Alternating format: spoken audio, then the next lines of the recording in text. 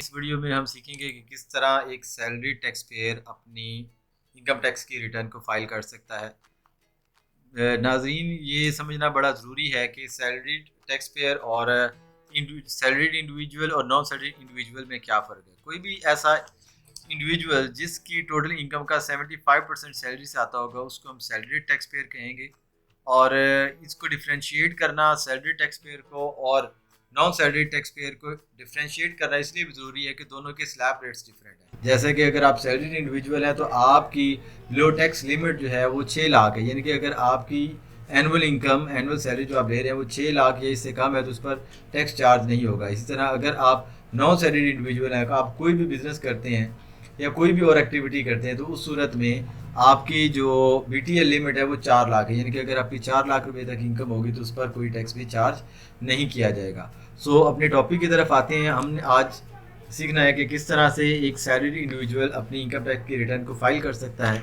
तो इसके लिए हम सबसे पहले जाएंगे अपने गूगल क्रोम या किसी भी ब्राउज़र के ज़रिए हम वेबसाइट टाइप करेंगे iris.fbr.gov.pk।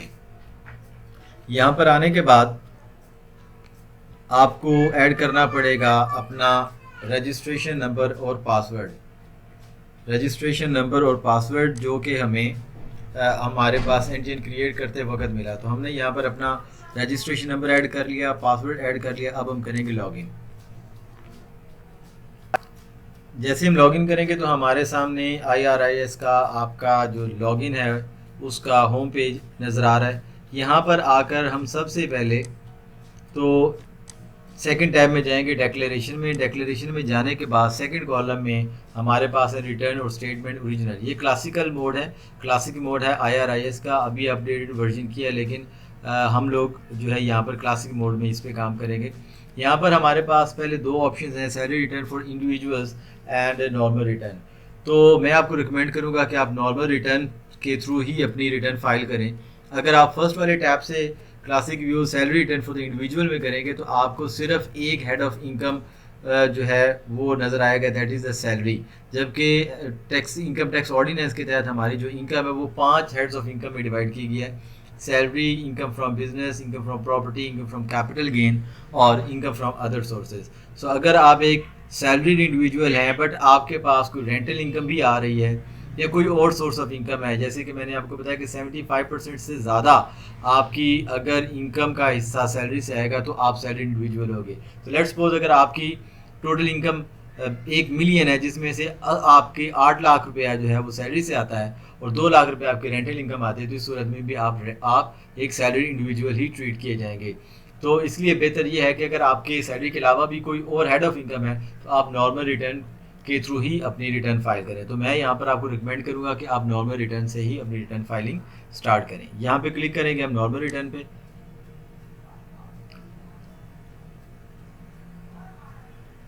नॉर्मल रिटर्न पे क्लिक करने के बाद वो हमसे पूछेगा पीरियड, कि आप किस पीरियड की अपनी इनकम टैक्स की रिटर्न फाइल करना चाहते हैं। सो हम यहाँ पर टाइप करेंगे 2022, यानी कि हम टैक्स ईयर 2022 की रिटर्न फाइल करना चाह रहे हैं, जिसका फाइनेंशियल पीरियड 1 जुलाई 2021 से स्टार्ट हो रहा है और ये इसका क्लोजिंग एंड डेट है वो 30 जून 2022 तक है।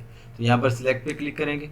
2020 के बाद हमारे पास ये हमारी रिटर्न ओपन होगी। यहाँ पर हम जाकर सैलरी के टैब में जाएंगे। क्लिक करने के बाद हम यहाँ पर जो हमारे पास सैलरी जो हमने कैलकुलेट की अपने 12 माह की सैलरी स्लिप्स लेंगे और उसके ऊपर जो ग्रॉस सैलरी लिखी होगी वो सारी को हम एडअप करेंगे और यहाँ पर डाल देंगे। लेट्स सपोज वो हमारी इनकम बनी 9,50,000 पूरी gross salary for the 12 month, यानी कि 1 जुलाई 2021 से लेकर 30 जून 2022 तक जितनी भी हमारी ग्रॉस सैलरी थी उसको हमने एडअप किया, वो बनी 9,50,000 रुपया। आप इसके अलावा डिस्ट्रिक्ट अकाउंट ऑफिस अगर आप गवर्नमेंट एम्प्लॉई हैं तो डिस्ट्रिक्ट अकाउंट ऑफिस से आपको एक इसकी कैलकुलेशन शीट भी मिल जाती है कि पूरे साल के अंदर आपको कितनी सैलरी पे की गई और उसके ऊपर कितना टैक्स विदहेल्ड किया गया, तो वहाँ से भी आपको मिल जाता है, आपको कैलकुलेशन करने की ज़रूरत नहीं पड़ेगी। खैर, हम यहाँ पर अपनी 12 माह की ग्रॉस सैलरीज का फिगर एडअप करके ऐड करेंगे और कैलकुलेट पे क्लिक करेंगे। उसके बाद हमारा किसी और हेड से कंसर्न नहीं है, अगर हमारी सिर्फ सैलरी इनकम है दैन हम यहाँ पर आएंगे और यहाँ पर आने के बाद एडजस्टेबल टैक्सेस में देखेंगे।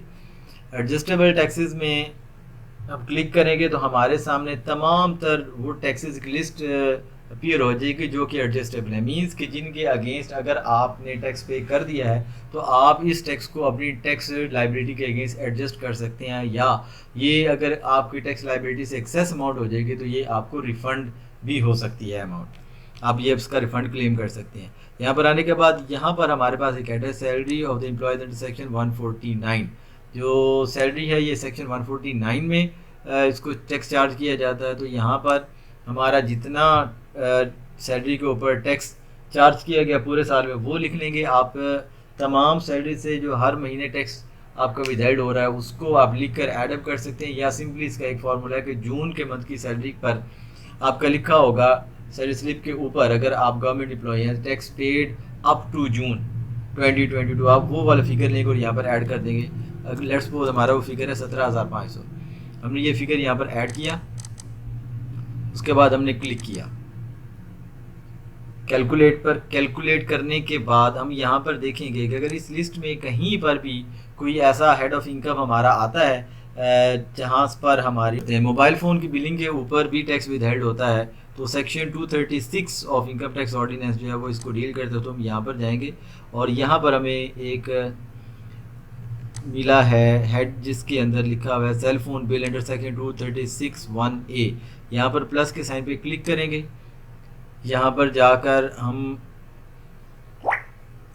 अपना फ़ोन नंबर ऊपर ऐड करेंगे, नीचे हम कंपनी का नाम ऐड करेंगे और ओके करेंगे। इसके बाद अगर आप तो मोबलिंग के कंज्यूमर हैं तो मोबलिंग का टैक्स सर्टिफिकेट बड़ा इजीली व्हाट्सएप के थ्रू भी और जैज़ वर्ल्ड ऐप के थ्रू भी इजीली हासिल किया जा सकता है। वहाँ से आप देखेंगे और यहाँ पर जितनी आपने बिल यूज़ किया उसकी अमाउंट डालेंगे और उसके बाद जितना आपका टैक्स विदहेल्ड हुआ। लेट्स सपोज अगर मेरे पूरे साल की जो टेलीफोन मोबाइल फ़ोन यूज़ करने की कॉस्ट है वो 9,000 रुपया है और उसके ऊपर मेरा जो टैक्स विदहेल्ड हुआ है वो हुआ है 1,200 रुपया। मैं यहाँ पर ऐड करता हूँ। करने के बाद अगर कोई और हेड ऑफ इनकम किसी और किसी सेक्शन के तहत आपकी विदहोल्डिंग हुई है तो आप वो भी यहाँ से देकर उसको भी इसी तरह से ही ऐड करेंगे। सारे ऐड करने के बाद आप यहाँ पर क्लिक करेंगे कैलकुलेट पे।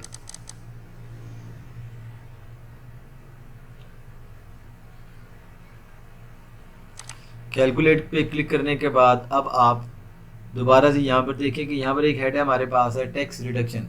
अगर आप एक फुल टाइम रिसर्चर हैं या अगर आप एक टीचर हैं तो यहाँ पर फुल टाइम टीचर को और रिसर्चर को यहाँ पर कुछ टैक्स के अंदर रिडक्शन दी गई है जो कि actually 25% of the due amount है। तो आप यहाँ पर कोई सा भी फिगर लिखेंगे तो सिस्टम उसको ऑटो कैलकुलेट करके जितनी आपकी टैक्स ड्यू है उसका 25% जो है वो आपको रिबेट मिल जाएगी। तो ये इतनी आपकी टैक्स रिडक्शन हो जाएगी। हम कैलकुलेट करेंगे तो ये ऑटोमेटिकली इसको सिस्टम कैलकुलेट कर लेगा। वो कैलकुलेट करने के बाद हमें जो अमाउंट है वो जितनी हमें रिडक्शन अलाउड है वो नज़र आ जाएगी। इसके बाद हम आएंगे कंपटीशन में। कंपटीशन में आने के बाद हम यहाँ पर देखेंगे 9,50,000 हमारी सैलरी थी जिसके ऊपर जो टैक्स नॉर्मल टैक्स था वो 17,500 था। क्योंकि हमें 4,375 रुपये की रिडक्शन अवेलेबल है बीइंग फुल टाइम टीचर, तो हम इसको 13,125 रुपये हमारा टैक्स ड्यू है। अब दूसरे एंड पर अगर आप देखें तो आपका जो टैक्स विदहेल्ड हुआ है वो हुआ है 18,700 रुपया, जो सैलरी पर विदहेल्ड हुआ है प्लस जो आपका टेलीफोन बिल पर विदहेल्ड हुआ है। इसको देखेंगे तो इनके दरमियान जो डिफरेंस है इट मीन्स कि आपने 13,125 रुपये टैक्स पे करना था और आपका 18,700 रुपये टैक्स ऑलरेडी विदहेल्ड हो चुका है। इट मीन्स कि आपका 5,575 रुपये रिफंडेबल एक्सेस अमाउंट है और ये जो एक्सेस अमाउंट है ये आप इसका रिफ़ंड क्लेम कर सकते हैं, तो ये रिफंडेबल है। तो इस तरह करके हम अपनी रिटर्न फाइल करेंगे। दूसरी तरफ 2019 के बाद इस रिटर्न के साथ ही वेल्थ स्टेटमेंट को भी क्लब कर दिया गया है। तो वेल्थ स्टेटमेंट में आते हैं और क्विकली इसको भी देख लेते हैं।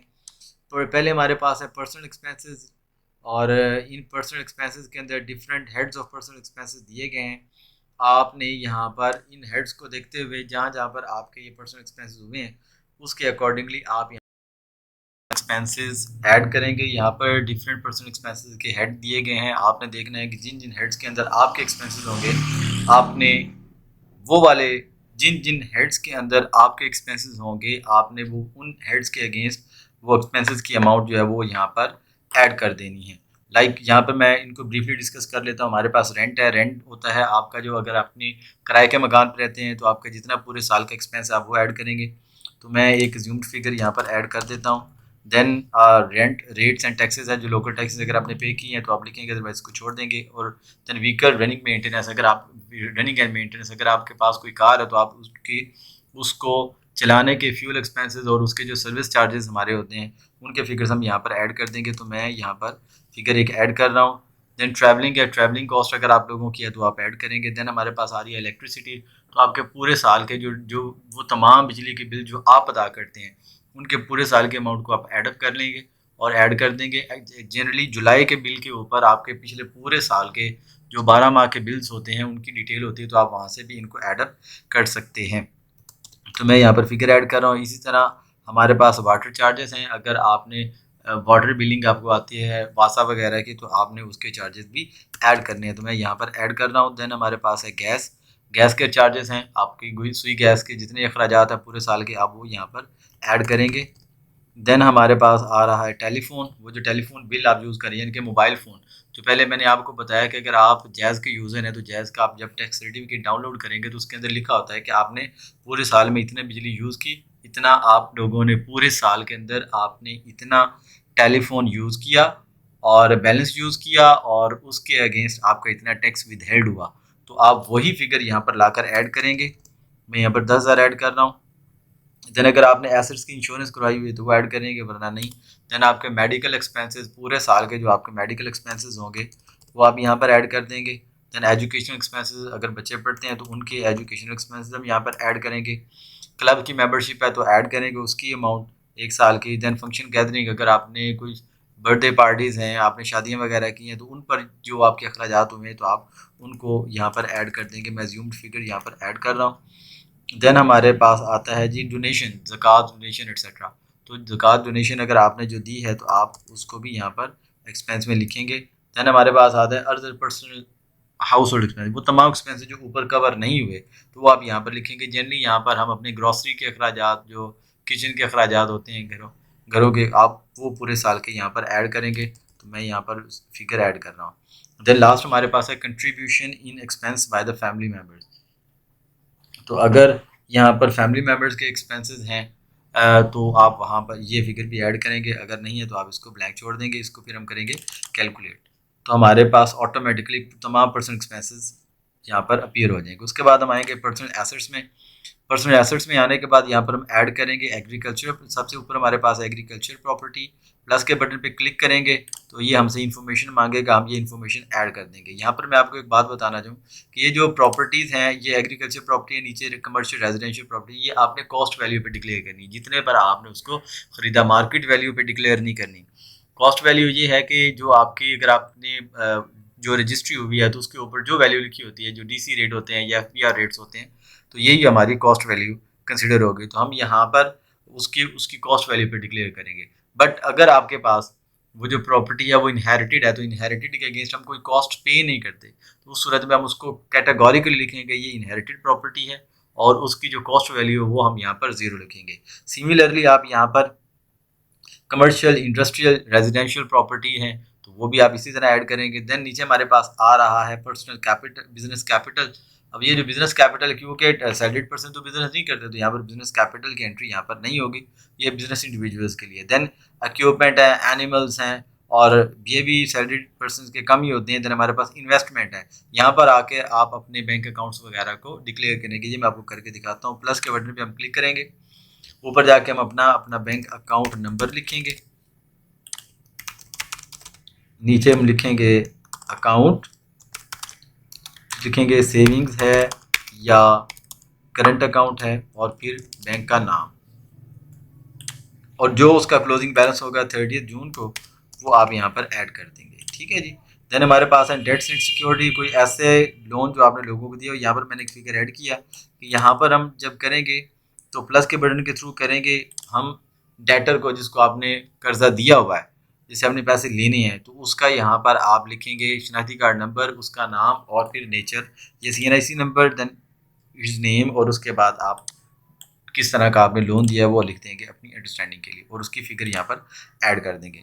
देन मोटर व्हीकल, अगर आपके पास कार वगैरह आप मेंटेन करते हैं तो वो यहाँ से करेंगे। मैं आपको ऐड करके दिखा देता हूँ। मैं फिगर्स ऐड नहीं कर रहा, फिगर्स आप अपने अकॉर्डिंगली जो भी अमाउंट होगी वो आप ऐड करेंगे। प्लस के बटन पे हम क्लिक करेंगे, यहाँ पर आके हम गाड़ी का नंबर लिखेंगे, नीचे हम लिखेंगे जी ये प्राइवेट व्हीकल है, मेक मॉडल लिखेंगे और ईयर लिखेंगे इसका, और ओके पे प्रेस करें। जो इसकी वैल्यू होगी वो हम वैल्यू यहाँ पर ऐड कर देंगे। प्रीशियस पोजेशन है, इसमें गोल्ड वगैरह लिखा जाता है, तो गोल्ड को लिखने का तरीका ये है कि आप ऊपर लिखें गोल्ड और नीचे आप उसको लिख दें कि वो किस तरह से आपके पास है, आपने बाय किया, आपके इनहेरिटेंस में आया, तो अगर तो आपको इनहेरिटेड में आया तो आप यहाँ पे लिखेंगे इनहेरिटेड, प्लस अगर वो आपको डॉरी में रिसीव हुआ, जहेज में आया, तो आप लिखेंगे रिसीव इन डॉरी, और नीचे आप उसके जो वेट है वो आप लिख देंगे लेट्स सपोज 10 तोला, ठीक है, और ओके करेंगे। अगर तो वो आपको जहेज में मिला है या आपको अपने वालिदैन की तरफ से विरासत में मिला है तो आपने, क्योंकि उसकी कोई कॉस्ट पे नहीं की, तो आप इसको ज़ीरो पर ही डिक्लेयर करेंगे। देन हाउस होल्ड इफेक्ट, घर की दूसरी चीज़ें हैं, मिसलिनियस किस्म की रैक्स हो गए, अलमारियाँ होगी, तो उनकी वैल्यूज़ आप ऐड करेंगे। देन आपके पास पर्सनल आइटम है, लैपटॉप है, मोबाइल है, तो उसकी वैल्यू आप यहाँ पर दोनों की ऐड कर देंगे। मैं यहाँ पर 50,000 ऐड कर रहा हूँ, लैपटॉप प्लस मोबाइल। देन हमारे पास कैश है, कैश वाले के सिलसिले में ये ध्यान से सुन लें कि इस कैश के कॉलम में अगर वैल्यू होगी तो हमने इसको फिर भी ब्लैंक कर देना है, ठीक है जी। ब्लैंक करने के बाद हमारे पास आ रहा है एनी अदर एसेट, कोई ऐसा एसेट जो ऊपर वाले एसेट में डिक्लेयर नहीं हो, जैसे हमारे पास एसीज हैं, फर्नीचर एंड फिक्सचर है, तो वो आप यहाँ पर प्लस के बटन पे क्लिक करके तो आप यहाँ पर ऐड कर सकते हैं फर्नीचर एंड फिक्सचर्स, यानी कि एसी, अलमारियाँ और आपके जो फर्नीचर है उनकी वैल्यूज़ को आप यहाँ पर करके तो आप यहाँ पर वैल्यूज़ को ऐड कर सकते हैं। तो मैं इसको लेट्स सपोज 1,00,000 रुपया कर रहा हूँ। Then asset in any other name, अगर आपने कोई एसेट अपनी फैमिली के किसी मेंबर के नाम पर आपने परचेज करके दिया है तो आप यहाँ पर उसका लिखेंगे, यहाँ पर जिसके नाम पे आपने किया है उसका नाम लिख देंगे, लेट्स सपोज यास्मीन, और नीचे आप लिख देंगे सिस्टर या वाइफ या डॉटर, डॉटर में कर देता हूँ डॉटर, ठीक है, और नीचे आप लिख देंगे जी 10 मरलास ओपन प्लॉट, ये पूरी डिस्क्रिप्शन आपने यहाँ पर लिखनी है ऐड, और आगे आप एड्रेस लिख देंगे वादत रोड लाहौर, ठीक है जी। ये करने के बाद आप इसकी वैल्यूज़ जो आपने पे की हुई है वो आप लिख देंगे, जो भी वैल्यू होगी। इसके बाद हम कैलकुलेट पे क्लिक करेंगे तो हमारे पास टोटल एसेट्स आ जाएंगे। जब हमारे पास टोटल एसेट्स आ जाएंगे तो दूसरी साइड पे हमने देखना है कि आपके पास अगर कोई आपकी लाइबिलिटीज़ हैं तो आपने लाइबिलिटीज़ भी ऐड करनी है, ठीक है जी। इसके बाद हम आएंगे रिकन्सिलेशन की तरफ। रिकन्सिलेशन में आएंगे तो यहाँ पर हम सबसे पहले ऐड करेंगे जो हमने रिटर्न में अपनी इनकम डिक्लेयर की, income subject to normal tax, ठीक है जी। तो 9,50,000 रुपये हमने इनकम में डिक्लेयर किया। क्लिक करेंगे, नीचे हमारे पास सब्जेक्ट टू एग्जाम टैक्स दूसरे हेड्स आ रहे हैं, उसके अकॉर्डिंगली आप ऐड करेंगे। फॉरेन रेमिटेंस अगर आपके पास आई है तो लिखेंगे, अगर आपके पास इनहेरिटेंस में कुछ आया है तो वो आप लिखेंगे, अगर आपने कहीं से गिफ्ट रिसीव किया वो लिखेंगे, और अगर आपने कोई एसेट बेचा और उसको बेचने पर आपको कुछ प्रॉफिट हुआ तो वो आप यहाँ पर ऐड करेंगे, gain on disposal of the assets, ठीक है जी। उसके बाद या कोई और कहीं से पैसे तो आप अदर्स में ऐड करेंगे, ये ऐड करेंगे। दूसरी तरफ हमारे पास आ रहा है आउटफ्लोज। आउटफ्लोज में पहला हमारे पास है पर्सनल एक्सपेंस, ये ऑटोमेटिकली प्रीवियस शीट से आ रहा है। ये देखिए यहाँ पर अमाउंट हो रही है 3,37,000। हम यहाँ से जाके चेक करते हैं, तो जब हमने यहाँ पर आकर चेक किया तो ये सेम वही अमाउंट है 3,37,000, ठीक है जी। रिकन्सिलेशन में वापस आते हैं तो जो आउटफ्लो है उनमें भी आ रहा है, अगर आपने किसी को गिफ्ट दिया है तो वो सेक्शन 39(3) की तमाम रिक्वायरमेंट्स को पूरा करना चाहिए उसको, और ऑफ इनकम टैक्स ऑर्डिनेंस, तो यहाँ पर आप उसको उसकी अमाउंट को लिखेंगे। इसी तरह आउटफ्लो में भी अदर्स की अमाउंट है वो लिखेंगे, और अगर आपको एसेट को सेल करने पर कोई लॉस हुआ है, फर्ज किया आपका एसेट था 10 लाख का, वो बिका 6 लाख का, तो 4 लाख रुपये आपका लॉस हुआ है, तो आप यहाँ पर वो लॉस भी ऐड करेंगे। लॉस भी एक्सपेंस ही ट्रीट किया जाता है। कैलकुलेट के बटन पे क्लिक करेंगे, हम देखेंगे कि यहाँ पर हमारे पास जो अनरिकनसाइल्ड अमाउंट आ रही है, जब तक ये हमारी अनरिकनसाइल्ड अमाउंट होगी तो हमारी रिटर्न सबमिट नहीं होगी। मैं आपको ये करके भी बताता हूँ। वेरिफिकेशन में जाके अपना वेरिफिकेशन कोड लगाएंगे, ठीक है जी। उसके बाद हम इसको करेंगे सबमिट। अब देखें जब हमने इसको सबमिट पे क्लिक किया तो आ गया unreconciled amount against the code must be 0 before submission, जो मैं आपको बता रहा था अनरिकनसाइल्ड की अमाउंट 0 होनी चाहिए। तो हम दोबारा से डेटा में आते हैं। अब मैं आपको बताता हूँ कि इस अनरिकनसाइल्ड अमाउंट को आपने कैसे हैंडल करना है। अब इस अनरिकनसाइल्ड अमाउंट को यहाँ से आप करें कॉपी, दोबारा से पर्सनल एसेट्स में आए और यहाँ पर लाकर कैश की जगह पर इसको आप पेस्ट कर दें। ठीक है जी, और माइनस का साइन खत्म कर दें। मैं आपको समझाने के लिए इसकी एक लॉजिक समझाता हूँ। अब ये देखिएगा, आपने पूरे साल में जो पैसे कमाए वो आपने कमाए 9,50,000 रुपया। ठीक है जी, और उसके साथ आपने 3,37,000 एक्सपेंस किया। तो जो जो बैलेंस्ड अमाउंट है ये आपकी इस साल की सेविंग है, प्लस जो आपकी प्रीवियस ईयर की रिटर्न के अंदर सेविंग थी, ये दोनों ऐड हुई। तो क्योंकि मैंने वहाँ से प्रीवियस ईयर के अंदर से भी कैश को रिमूव कर दिया था, तो प्रीवियस ईयर जो आपके पास कैश था और जो इस दफ़ा आपके पास कैश सेविंग फॉर्म में आया वो आपका ऐड करेंगे तो ये बनेगा 9,39,000। तो हमने यहाँ से इस 9,39,000 को कॉपी किया, यहाँ पर आए और कैश में लिखा है, यानी कि जो हमारा प्रीवियस ईयर कैश था जो आपके पास मौजूद था और जो इस दफ़ा आपके पास सेविंग्स की मद में आया, तो आप यहाँ पर ऐड करेंगे और ऐड करने के बाद इसको हम करेंगे कैलकुलेट। ठीक है जी, तो हमने इसको करना है कैलकुलेट। ठीक है जी, तो ये फिगर हमारे यहाँ पे ऐड हो गया। आप रिकन्सिलेशन में जाएंगे, यहाँ पर जाकर हम देखेंगे तो अनरिकनसाइल्ड अमाउंट हमारी होगी है 0। तो इस तरह से हम अपनी अनरिकनसाइल्ड अमाउंट को मैनेज कर सकते हैं। दोबारा से वेरिफिकेशन में आएंगे, अपना पिन कोड ऐड करेंगे और उसको वेरीफाई करेंगे। करने के बाद सेव और देन हम सबमिट के बटन पे क्लिक करेंगे तो हमारी ये रिटर्न सबमिट हो जाएगी। तो दोस्तों आज हमने सीखा कि किस तरह से एक सैलरीड इंडिविजुअल अपनी रिटर्न खुद फाइल कर सकता है और अपना वक्त और अपना पैसा जो है वो हम बचा सकते हैं।